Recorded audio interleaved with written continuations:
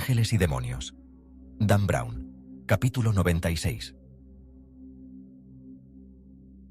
Como un tema recurrente de una sinfonía demoníaca, la oscuridad asfixiante había regresado, sin luz, sin aire, sin salida.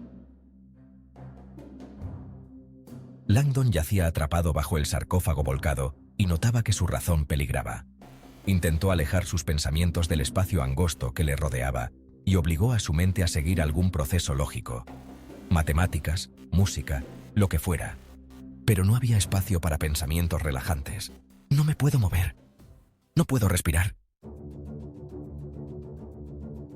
La manga atrapada de su chaqueta se había liberado cuando el ataúd cayó, y Langdon podía mover ahora los dos brazos. Aún así, cuando ejerció presión sobre el techo de su diminuta celda, descubrió que no podía moverlo. Por extraño que pareciera, deseó tener atrapada todavía la manga. Al menos habría una rendija por la que entrara un poco de aire. Cuando volvió a empujar, la manga de la chaqueta descendió y vio el tenue destello de un viejo amigo. Mickey. Tuvo la impresión de que la cara del personaje se burlaba de él. Langdon buscó otra señal de luz en la oscuridad, pero el borde del ataúd estaba a ras del suelo. Malditos perfeccionistas italianos, maldijo, pues se hallaba en peligro por culpa de la misma excelencia artística que había enseñado a sus alumnos a reverenciar. Bordes impecables, líneas paralelas perfectas y, por supuesto, la utilización del mármol de Carrara más resistente. La precisión puede ser asfixiante. «Levanta el maldito trasto», dijo en voz alta al tiempo que empujaba con más fuerza entre la maraña de huesos. El ataúd se movió apenas. Langdon apretó la mandíbula y volvió a empujar. La caja pesaba como un peñasco, pero esta vez se alzó 1 centímetro. Un tenue destello de luz le rodeó y entonces el ataúd cayó de nuevo. Permaneció tendido en la oscuridad, casi sin aliento. Intentó utilizar las piernas para levantarlo como antes, pero el ataúd no le había dejado ni espacio para enderezar las rodillas.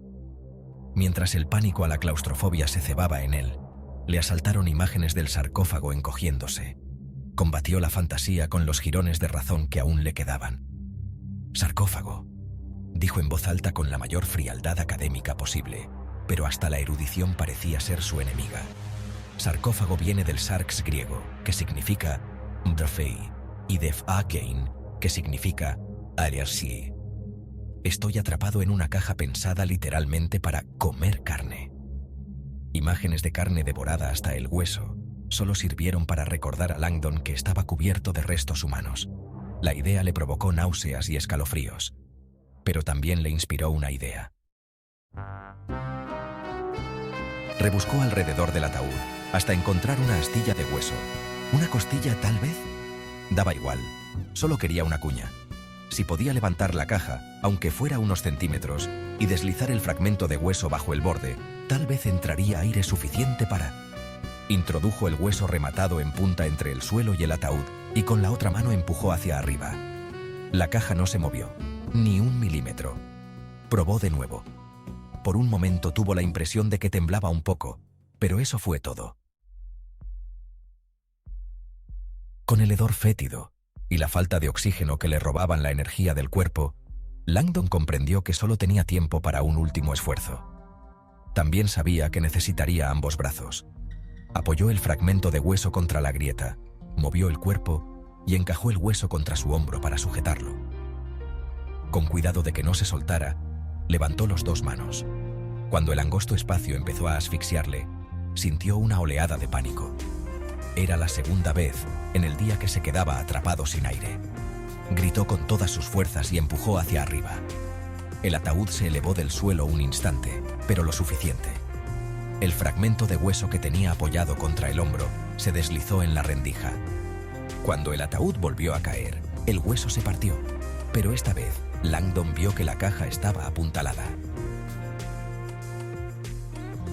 Una diminuta rendija de luz apareció bajo el borde. Agotado, se derrumbó. Confiado en que la extraña sensación de asfixia se desvanecería, esperó, pero la situación solo empeoró a medida que transcurrían los segundos. El aire que se filtraba por la rendija era poco menos que imperceptible. Langdon se preguntó si sería suficiente para mantenerle con vida. Y en tal caso, ¿durante cuánto tiempo? Si se desmayaba, ¿cómo podrían averiguar su paradero? Langdon miró el reloj de nuevo. Los brazos le pesaban como plomo. Las 10:12 minutos. Tentó el reloj con dedos temblorosos y jugó su última carta. Giró uno de los diminutos cuadrantes y oprimió un botón. A medida que perdía la conciencia y la sensación de encerramiento aumentaba, Langdon sintió que los viejos temores se apoderaban de él. Intentó imaginar como tantas otras veces que se encontraba en un campo. Sin embargo, la imagen que conjuró no le sirvió de ninguna ayuda.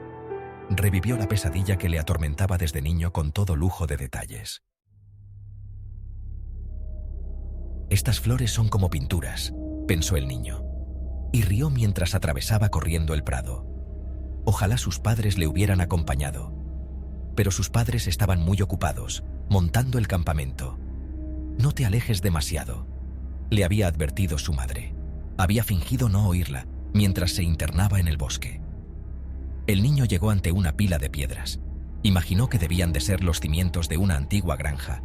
No debía acercarse a ella. Además, otra cosa había atraído su atención, la flor más hermosa y rara de todo New Hampshire. Solo la había visto en libros. Contento, el niño avanzó hacia la flor. Se arrodilló. El suelo que pisaba era herboso y hueco. Reparó en que su flor había encontrado un lugar muy fértil. Estaba creciendo en un montón de madera podrida. Emocionado por la idea de llevar a casa su presa, extendió la mano. Nunca llegó a tocarla. El suelo cedió bajo sus pies con un crujido aterrador. Durante los 3 segundos de horror que duró su caída, el niño supo que iba a morir. Esperó el impacto que rompería sus huesos. Cuando se produjo, no sintió dolor, solo algo blando bajo su cuerpo. Y frío. Primero entró en contacto con la superficie líquida y luego se hundió en una negrura angosta. Dio unas cuantas vueltas de campana, desorientado. Tanteó las paredes que le rodeaban por todas partes. Como por instinto, emergió a la superficie. Luz, tenue, sobre él. A kilómetros de distancia, pensó. Sus brazos acuchillaron el agua, buscaron algo a qué aferrarse, solo piedra resbaladiza. Había caído en un pozo abandonado. Pidió ayuda, pero sus gritos resonaron en las paredes del pozo. Repitió la llamada, una y otra vez. En lo alto, el hueco se iba oscureciendo. La noche cayó. Dio la impresión de que el tiempo se retorcía en la oscuridad. Se sentía cada vez más aturdido, mientras chapoteaba en el agua y pedía auxilio. Estaba atormentado por visiones de las paredes que se derrumbaban y le sepultaban. Le dolían los brazos a causa del cansancio. En algunos momentos, creyó oír voces. Gritó, pero su voz sonaba apagada, como en un sueño. A medida que avanzaba la noche, el pozo se hacía más profundo. Las paredes se iban estrechando centímetro a centímetro. El niño opuso resistencia.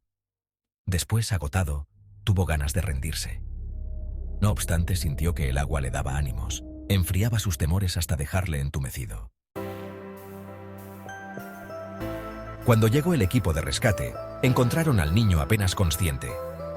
Hacía 5 horas que flotaba en el agua. 2 días después, el Boston Globe publicó un artículo en primera plana titulado «El pequeño nadador que venció».